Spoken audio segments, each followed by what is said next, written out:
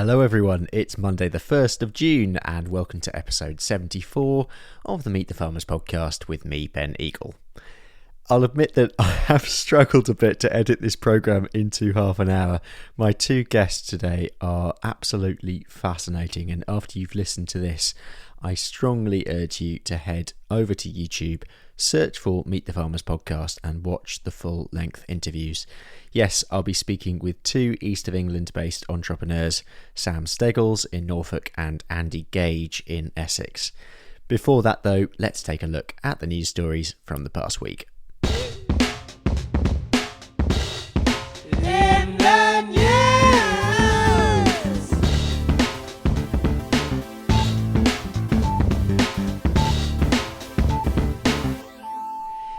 In the news this week, Britain's largest solar development has been given the go-ahead. The Cleve Hill Solar Park in North Kent will cover almost 900 acres and will be built on farmland near Graveney, costing £450 million. It will generate 350 megawatts of renewable energy. That's enough to power 91,000 homes from 800,000 solar panels. The annual cereals event is coming up, this year taking place on the 10th and 11th of June, and it will of course be online and virtual this year. There will be the usual high-profile speakers and seminars though, as well as a live Q&A. There will even be a virtual beer tent, so make sure you get involved in that. The Soil Association has said that sales of organic produce through processors supplying supermarkets increased by 25.6% in March, and the organic market still looks set to surpass its target of £2.5 billion in sales by the end of the year. Figures published by DEFRA this week show that 485,000 hectares of UK farmland were under organic production in 2019. That's a rise of 2.4% on the previous 12 months.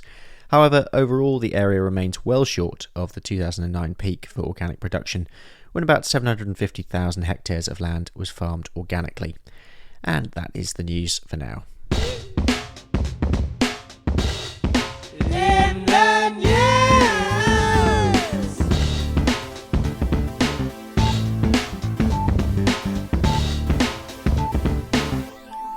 So today we are focusing on the impact that COVID has had on businesses, which of course has been varied and devastating for many. However, some entrepreneurs have found opportunity where others might see despair. And with this in mind, I was really pleased to talk last week to Sam Steggles in Norfolk, who runs Fielding Cottage, and Andy Gage in Essex, who runs the Firepit company.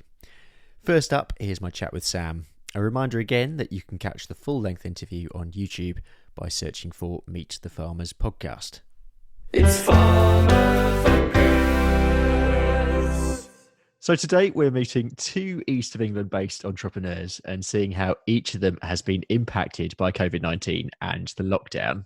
First up, I have Sam Steggles from Norfolk on the line. In 2009, Sam founded Fielding Cottage, which produces award-winning goat's cheese. However, the brand has many strings to its bow, and Sam also does cheese-making courses, has a range of skincare products, a farm shop, and holiday cottage accommodation.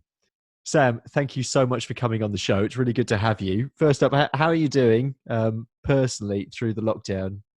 Well, thanks for having me, Ben. It's great to have the opportunity. I'm carrying on as normally as I can. Really, I seem to be juggling lots of balls and keeping the plate spinning, but that's no different to normal, really. I was going to say that. Yeah, I take it. Yeah, that's just your normal life.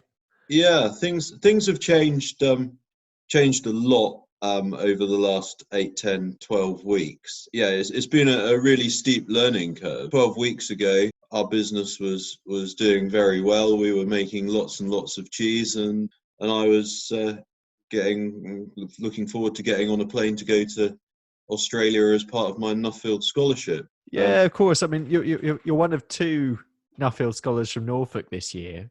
Jamie Lockhart is the other. I'm guessing that you had a fairly packed travel itinerary for the year. I mean, how has COVID impacted on your Nuffield? I went off to Australia. I flew in. I left here on the Sunday lunchtime. Flew into Brisbane to meet up with the other Nuffield guys from around the world to do our Contemporary Scholars Conference. and the following Sunday lunchtime, I was back home. So I've been to Australia, and pretty much all I'd got to show for my 3 nights in Australia was I had a haircut. So it was a rather long way to go and a very expensive haircut. But so my Nuffield travels have been curtailed to say the least. But we'll get back on track with that one at some point when travel is permitted again. I mean, before we talk about goats, tell me about your background and what came before the goats. Because I mean, all I know is that your grandfather was a farmer, but that's about as much as I know. My grandfather was a farmer just south of Norwich, and he sold the farm when I was about 5 years old. He had 4 children, and it wasn't big enough to split. It was about 500 acres, so it wasn't big enough to split. And all I ever wanted to do from when I was a youngster was farm. So at about 12 years old, my parents bought me a Jersey cow and tied it to the climbing frame Christmas morning. The dogs started barking. I was told to go and ask the dogs to be quiet. So pulled back the patio curtains, and there, sure enough, stood Sophie, the Jersey cow, with a great big red ribbon around her neck. Brilliant. So that's really where it all started when I was 12 years old, and I'd go and milk her before school, strain the milk through a muslin, sell it to mum, and then drink it on my cornflakes for breakfast. I love the fact you sold the milk as well. It's where the entrepreneurial spirit came from as well. I think that's where it all started, yeah. And then, I rented my first farm at 14 years old. My grandfather was one of the first to import pedigree Simmental cattle into the UK. Okay. So all I wanted was a Simmental cow. So managed to work hard enough lambing sheep or whatever I was doing, and selling oven-ready pheasants to my English teachers at school, and that's how mum reckons that I managed to pass my English exam. But then, I saved up enough money to buy a Simmental cow, then built up a herd of those. Went off to Writtle College to do a national diploma in agriculture, having left school at 15. Decided that school wasn't really for me. So went off there, spent two years there, and then was politely asked to go somewhere else to study. So went off to Harper Adams and did a 3-year agri-food marketing and business studies course. Left there, took a job selling poultry equipment, covering East Anglia and the southeast. And then I always wanted to get back into agriculture in my own right. My wife and I were looking at various different things, and unfortunately her sister, so my sister-in-law, passed away at a very young age, and that gave me the kick up the backside that was needed. Right. So we were married. We've got a 3-month-old son. We went on holiday and came home with 10 goats. And Fielding Cottage was born. And tell me how the business developed, because obviously, I mean, you've got lots of strings to the bow now, or at least in a non-COVID situation. What came first? How did you have those ideas that developed over time? Cheese came first, and then somebody bought us a bar of soap and said, "There's something you're not doing with the goat's milk." And we had a gentleman who was buying bottles of goat's milk and freezing it in ice cube trays. So he would then take those and rub on his scalp because he had a skin condition. So that's really where the hand and body lotion and soap ideas developed from. So that's where that bit came. And then after that, traditional dairy farming was on its knees, and we were being asked quite regularly if we could teach people or show people or tell them how to make cheese. So at that point, we said yes, but it's not a 5-minute job. It's a long drawn out process. You've got to there's a lot of waiting, and over days it happens. So we thought, we're putting people up in the local pub or the B&Bs.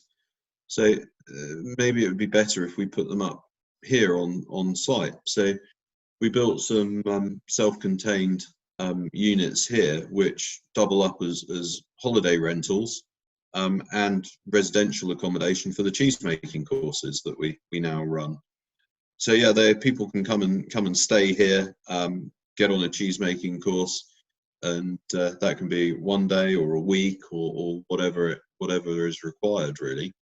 And then the goat shed is our little self-service farm shop, which had a fridge in one corner and an honesty box where you would put your couple of quid for your bottle of milk or your piece of cheese or your half a dozen eggs or whatever you wanted, your jar of honey, and you'd put it in. And then COVID came and it's sort of upscaled a little bit. People were avoiding the supermarkets. They were coming here and asking if we could have bread. So we got bread. And then one Friday morning, we realized that it was going to be really windy that weekend.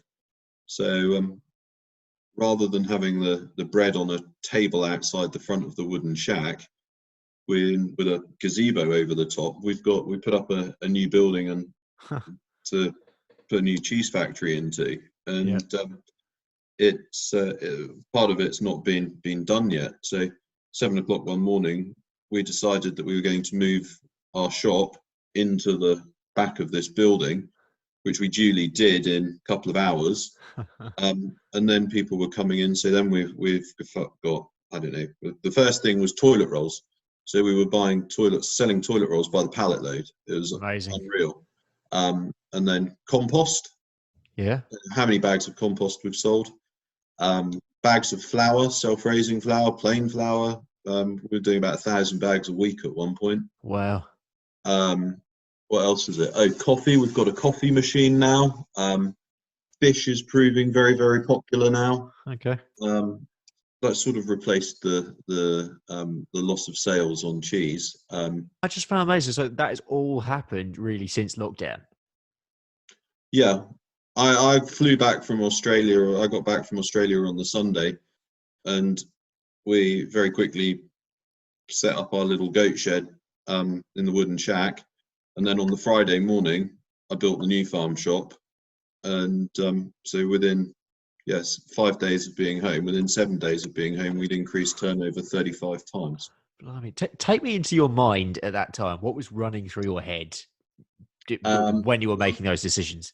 What was running through my head? I've got lots of very enthusiastic, young, dedicated people that work with me, and they've got boyfriends, girlfriends, husbands, wives, children. Yep. And there was absolutely no way I was going to make them redundant.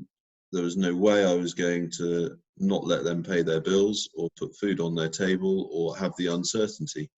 So I just wanted to make sure that they were okay and that everyone else locally had what they needed and what they wanted. So yeah, I don't really know what goes through my mind. A whole load of really random stuff, but I'm really just the front man. I just have the wacky ideas and really enjoy setting it all up and making it happen, but then have the good guys, the really good guys working with me to realize the dream and make it happen and get them bought into it. Let's talk about COVID. I mean, we've already touched on the farm shop there, but take me through the various other parts of your business. How it's impacted on those. Initially, I hated it. Yep. Because we lost everything, all our businesses overnight. So our cheese business was producing significant volume of cheese, and that was pretty much turned off overnight. You think we supply airlines, supermarket deli counters, national pub chains, local pubs, and catering places. You know, so you take all of those out of your production figures, and that's gone from 100% production down to 5% production, Yep. 10% production. So you lose Yep. like 90% of your cheese sales overnight, like that. And then our cottage bookings, we were refunding cottage bookings to people that were due to stay next week, that were due to stay 3 weeks in advance, 3 months in advance. And it's only really this last weekend that we've seen an increase in demand for booking cottage bookings. So we had a period of time where we've had maybe 3-4 months of a full guest list to nothing. Really a perfect opportunity, I suppose, in terms of learning lessons for looking for new opportunities. Yeah, one person's bad luck is another person's good luck. Yeah. And I think there will be numerous opportunities that come up, and those that are in the right place at the right time or have got the ability or the willingness or the scared of taking a risk will go and harness them with both hands and do very well. Well, Sam, thank you so much for coming on the show. It's been really good hearing from you and hearing about your story and hearing about the new opportunities that COVID has brought.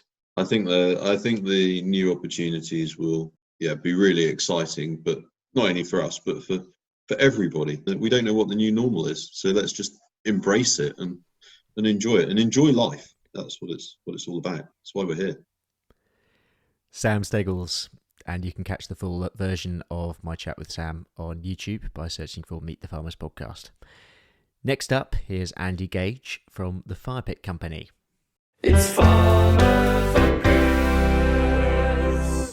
Joining me now from the Essex, Suffolk, Cambridgeshire borderlands is Mr. Andy Gage, who, as well as being a farmer, is a sculptural artist and runs the Firepit Company. I've been trying to get Andy on the show for quite a while now, so it's absolutely brilliant to have you on here. Before we get on to the various diversifications and some of your stories, and of course the Firepits, can you tell listeners about the farm, first of all, and the background to your farming business? Because you've, in many ways, if we go right there back to the beginning of the story, you've been sort of at the helm, as it were, from quite a young age. Oh, yeah. This was my grandfather's farm, my grandparents' farm, and they didn't have any sons, and the daughters got married and went away. And so when I was about 14, my grandfather asked me if I wanted to run the farm, he'd keep going. If not, he'd sell up. And he showed me the accounts. And that year, I think he'd made £87,000. And I was 14. And I was like, yeah, that's quite a good business. I'll do that.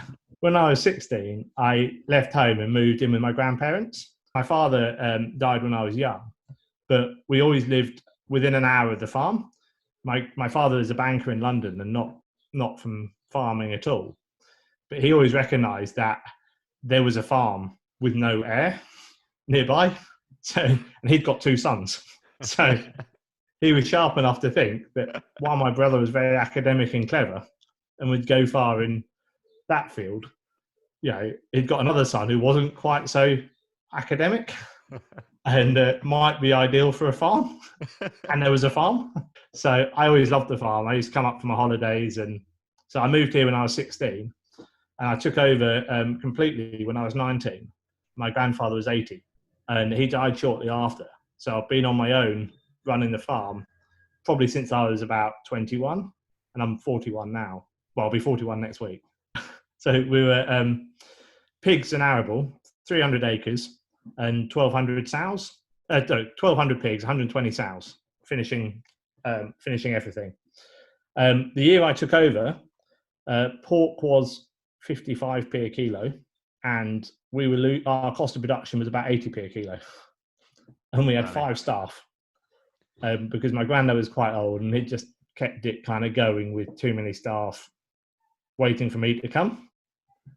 So first thing I did was to get rid of the pigs and lay off a lot of the staff, and then we converted the piggeries to livery slowly. We did everything ourselves. We made all the doors and windows and everything ourselves.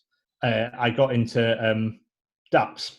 So I got planning permission to put a 20,000 foot duck shed up. And we've been doing ducks for 18 years now. Not being the direct line of inheritance on a small family farm, there's a generation above me. So I had to pay the generation above the inheritance for the farm, Yep. which puts a big pressure on when you're not actually making any money Yep. or have any money. I didn't inherit the farm, but I inherited the overdraft and a loss-making business, Nice. which was asset rich, but unfortunately those assets weren't mine. So I was always very pushed right from the start that I had to make more money than what the farm was doing. Yeah, I had to make some money. So the only way to do that was by changing things and developing new businesses. I couldn't really afford to be too picky on what I did. So it was never a case of, this is what I want to do. It was a case of, I could do this in this space, so I will do this. Did various things, various degrees of failure, as I like to say. And some things have worked, some things didn't work. Someone said to me this week, delivering hay, he said, "Oh, Andrew," he said, "I've got a new venture on the go at the moment that I'll tell you about in a bit." And he said, "Oh, Andrew, everything you do turns to gold. Everything you touch turns to gold." I'm like, "Paul, you only see the things that work well. Yeah. And keep very, very quiet about all the things that don't work." What was your first failure and how did that feel? Okay. So my first major failure was the fish. So I still love it. I still think it's a great idea and someone's going to make a lot of money on it. But you've got to start with quite a lot of money, not start with nothing. Yeah. And so I set up a fish farm. We were growing tilapia, which is a warm water fish. It's the most eaten fish in the world. So I was growing these fish and I put a lot of money into it and a lot of time. And after a couple of years, we kind of got the process right and we were growing about 80 tons. And then overnight, we got shut down. Supply chain problem. We got shut down overnight. And I lost about £250,000. Blimey. But the week before we got shut down, I'd been like in The Guardian, a big article on, the future of fish farming. And I got a Nuffield scholarship based on warm water aquaculture. Yeah. I was right up here. And then overnight, literally in a week, getting shut down and going to nothing. And I'd borrowed hundreds of thousands of pounds, all secured against the farm that I didn't own. And, I had to, it was terrible, absolutely terrible. I got a job as a grain trader. And after a year doing that, I decided I could never work for anyone. Yeah. And I think they decided they could never employ me either. So I've decided, I learned from that I can't be employed. I'm unemployable. So I better find something that does work. Where do you think that resilience comes from? Not having any other option, really. I wouldn't be here if I couldn't make a business work. I had nothing to fall back on. I had to make it work. So if something failed, that went on the mortgage. Yeah. And I remember my accountant saying to me after the fish had failed, before I'd done anything else, and he said to me, 10 years time, you'll look back at this and this will be worth it as a learning experience to you. Yeah. Because he said, you will do something that will work.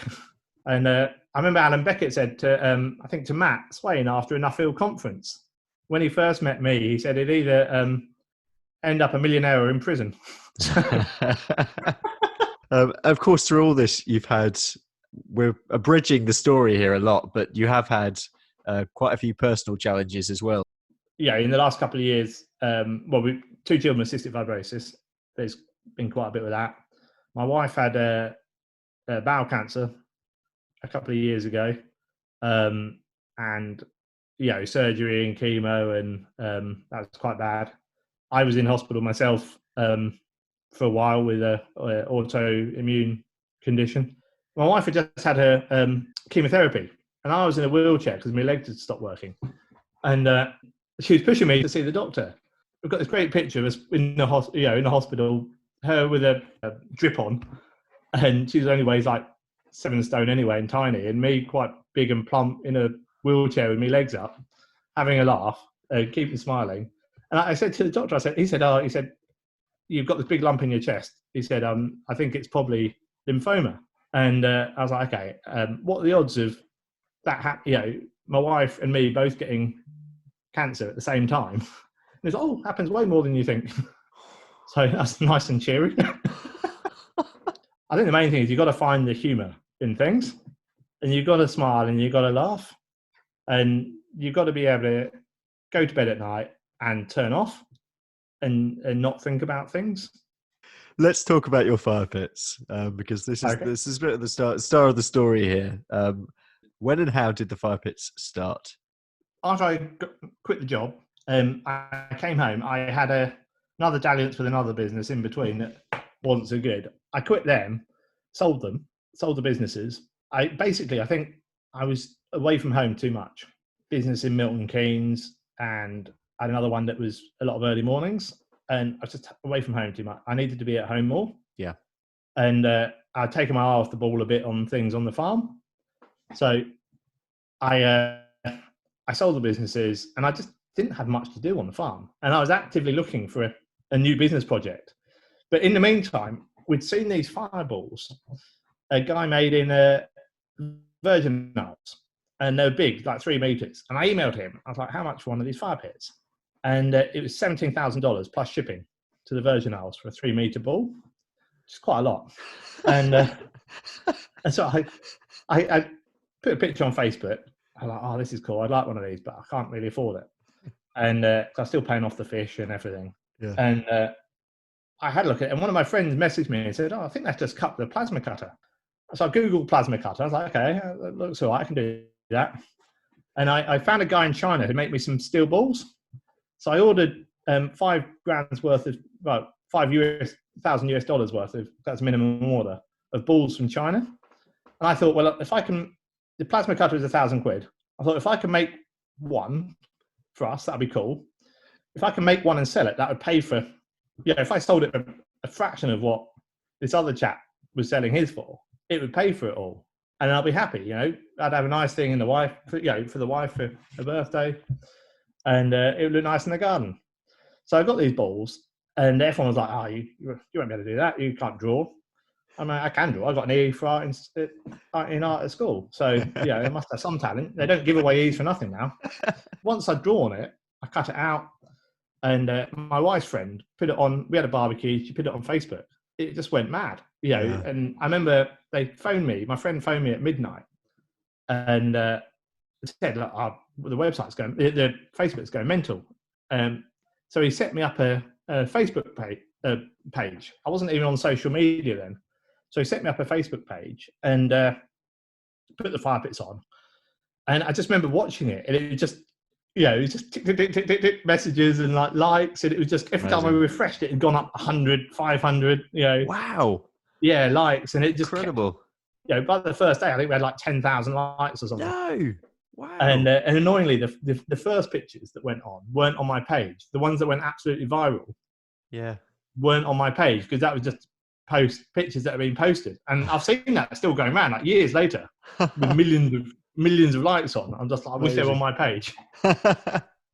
But so I made it, and then I put a picture of it on, I think it was a farming forum.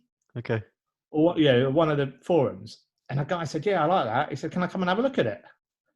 So he came out. I'd made another one by then. And he looked at me and was like, "I don't know which one I prefer." I was like, a bit cheeky. I thought, "Oh, I only have them both." He said, "How much are they?" And I said, "Well, brilliant. £1,000 each." And he was like, "Okay, yeah, I'll have them both." So then I thought, this might be a business, Could be onto something here. So through all this, how has the lockdown and COVID impacted on business? Has it been good? Has it been bad? Or have you not really seen much impact at all? Well, I was really stressed. The first week or two, we died a death. I had like one email inquiry, and I was like, "Oh dear, this is going to be dire." If Chelsea if Chelsea got cancelled, Chelsea is normally like a third of our business. Okay, wow. So I was thinking, if Chelsea gets cancelled, that's going to really hurt. And so when the furlough scheme came out, I furloughed all my staff, all my fire pit staff, and then the sun came out, and the phone started ringing. Okay. Yeah, and our online orders started coming, and so I'd start off we've got all our Chelsea stock, because January, February, March are normally dire times anyway. We don't sell a lot in the winter. Yeah. And we're a seasonal product. And so I got a lot of stock. I got 4 containers of fire pits that we'd made in our quiet time. And but the phone started ringing, and we're pretty much empty now. Wow. I feel bad saying, because a lot of people are suffering and it's hard. But we've had our best 2 months for probably the last 3 years. Point through all of your challenges and all of your successes as well.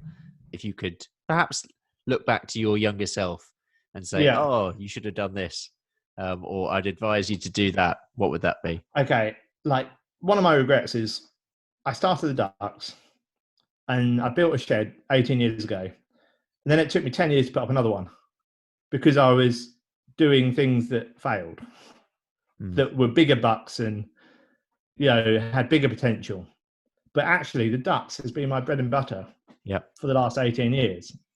I've got 3 sheds now, but I wish I'd recognised at the time that actually a slow return can be a good return, and that's steady.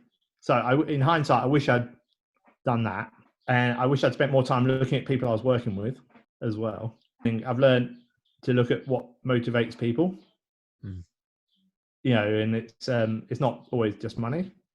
I think recognizing when something's run its course as well, that takes a bit of skill.